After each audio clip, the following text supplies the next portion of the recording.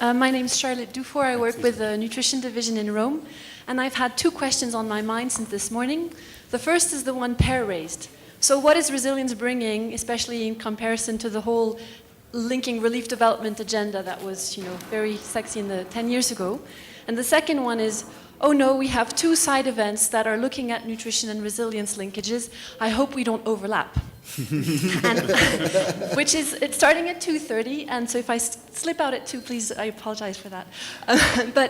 And I think actually looking at your presentations and thinking of the ones we have lined up gives us some insight into Per's question. I think the whole linking relief development agenda was challenging the emergency community to look more at how they were contributing to long-term development. And I believe the resilience agenda is now challenging development, quote-unquote, people to think about shocks and threats and how we should take them into consideration in the way we work, and taking a prospective way. We tend to program as if the livelihoods that people have today are not going to change. And the reality is that natural disasters are increasing, population growth is exploding, and that is fundamentally changing livelihoods. And that's why I think I think a lot of presentations have been around the agriculture, food systems, nutrition linkages, which are extremely important, and that's my main job.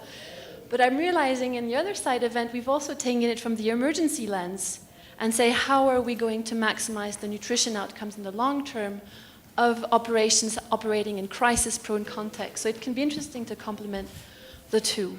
So just a little thought on that. Thank you. Thank you. Then Dino, and then can we have a mic up here, please?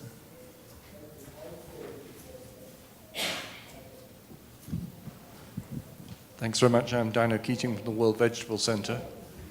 It struck me when Anne was speaking that the nutrition healthy landscapes approach is in fact almost the corollary of what John and others and I was in the room speaking this morning about food safety.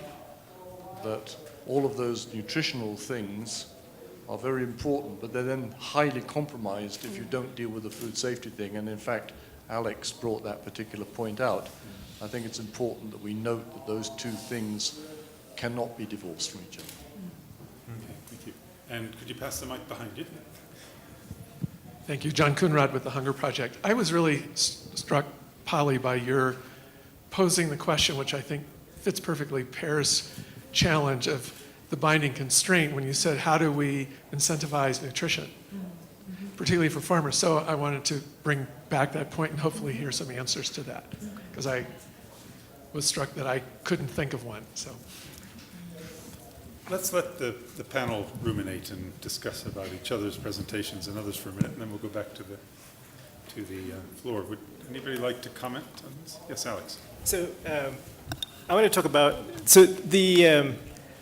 I think Paul's concern about introducing another layer of jargon into this whole soup is an important one. But what I want to think about as someone who spends a lot of time thinking about resilience and ecosystems and system dynamics is that if we kind of put aside the question and say, we don't want to use resilience as some kind of a management objective, but look at the constitutive elements that build the notion of resilience. And I think if you think about transformation, you think about adaptive capacity, you think about emergence, you think about panarchy, which is hierarchical scales, then I think you begin to understand why we need a different conceptual lens to try and understand these things. So the nutrition-sensitive landscapes kind of presents that field of play.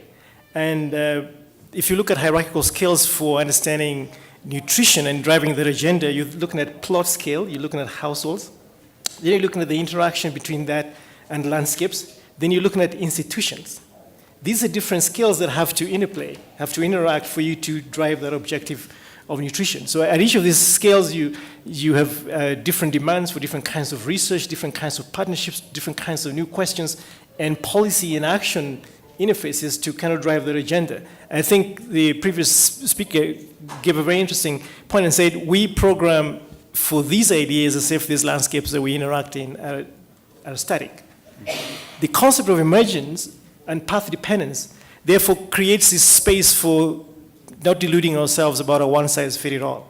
Because I think you can have various interventions that work in one context that don't work in another context until you come to this whole play of scale, of institutions, of actors, and the opportunities that are generated around those configurations. So I want to think about resilience as a conceptual lens, rather than an objective for which to design management interventions. Anne? Thank you. Just a couple of responses to some of the comments from the panel and then to the questions. Per posed an interesting question of if we had a resilience lens or a nutrition-sensitive lens, would we have done anything different over the last 10 years? And I have to say the answer is yes. I mean, if you look at how research funding is distributed and has been distributed over the last 10 years, it has not been focused on these issues. It has not been focused on nutrition per se and resilience of systems per se. So I would like to think we would see a very different mix of, at least from the research community, of how we would be investing our money. So Polly raised some very interesting points, and I was just up inaugurating a community seed bank that near Lalibela a couple of days ago. And we have a program called Seeds for Needs, where it's a climate entry point into looking at what kinds of seeds and varieties are better suited to deal with climate change than maybe what farmers are producing now. And we were discussing the fact that we're testing those varieties for pest and disease resistance, we're testing them for drought resistance, we're testing them for yield, certainly, but we have not to date really looked at, are these different varieties bringing different nutritional traits? And I think that's kind of the next stage, is looking at where those synergies and trade-offs are between different qualities that we want. I couldn't agree more with the comment that Alex made about making this about people. I think we don't see change without doing that. And I think one of the reasons nutrition is on the global agenda is because of the Lancet series, which actually translated these issues into the productivity. And I think we need to keep that in mind and keep governments focused. But I wanted to make one other point about offering too many choices to policymakers. I mean, we have a session on drought, we have a session on climate change, we have a session on nutrition, we have a session on resilience. And if I were a policymaker, my head would be spinning from what I'm being told to do in each of those areas, and being told how much money I need to invest in each of those areas.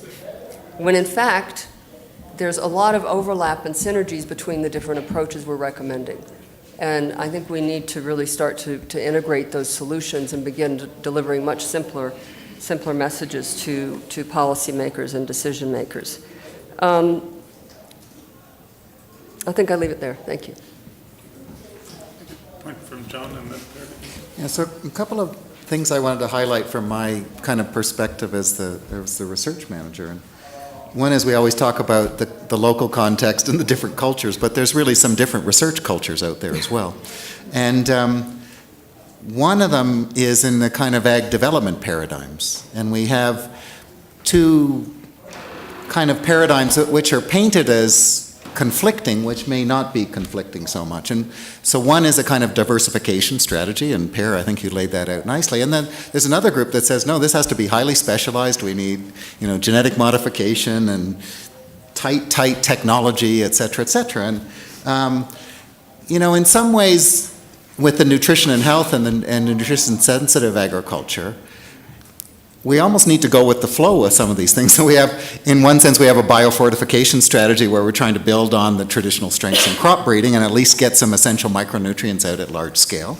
But then we also need to deal with this diversification and the importance of local food systems and how that works together. So that's one kind of dichotomy, I think, as part of our portfolio we're looking at.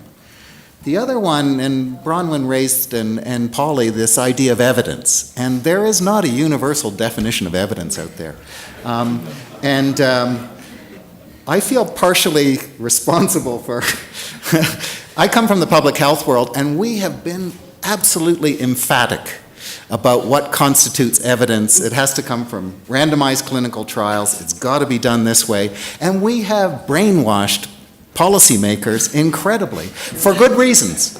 Because we've been fighting a world of all kinds of snake oil salesmen and various things, we wanted to make sure that evidence was tight. And, you know, surgeons who think that this works or that works. And that's where that culture comes from. And when I listen to ministers of health, we have them completely convinced about this. And somehow we have to get to a broader consensus of evidence.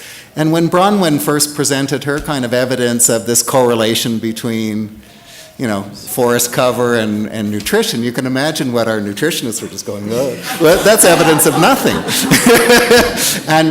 and how we kind of get at these kind of contributions and what, in a systems context, and thinking about causation, I think, is a very tricky business, and one I'm highly aware of, I guess. I'm not quite sure totally how to manage it all, but it's a big issue. And Per, you've pointed this out before, so yeah.